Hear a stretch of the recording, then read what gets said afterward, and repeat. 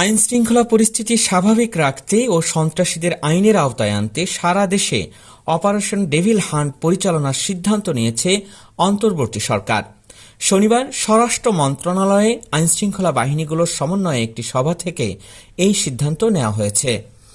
আজ থেকেই গাজীপুর এলাকাসহ সারা দেশে এই অভিযান শুরু হবে। স্বরাষ্ট্র মন্ত্রণালয়ের এক বিজ্ঞপ্তিতে জানানো হয়, গতকাল রাতে গাজীপুরে ছাত্র জনতার উপর সন্ত্রাসী আক্রমণের ঘটনায় আজ স্বরাষ্ট্র মন্ত্রণালয়ে আইনশৃঙ্খলা বাহিনীগুলোর সমন্বয়ে একটি সভা অনুষ্ঠিত হয়েছে। সভায় সংশ্লিষ্ট এলাকার আইনশৃঙ্খলা পরিস্থিতি স্বাভাবিক রাখার লক্ষ্যে ও সন্ত্রাসীদের আইনের আওতায় আনতে যৌথ বাহিনীর সমন্বয়ে অপারেশন ডেভিল হান্ট পরিচালনার সিদ্ধান্ত নেওয়া হয়েছে। তবে এই অভিযানের ব্যাপারে রবিবার বিস্তারিত জানানোর কথা রয়েছে স্বরাষ্ট্র মন্ত্রণালয়ের।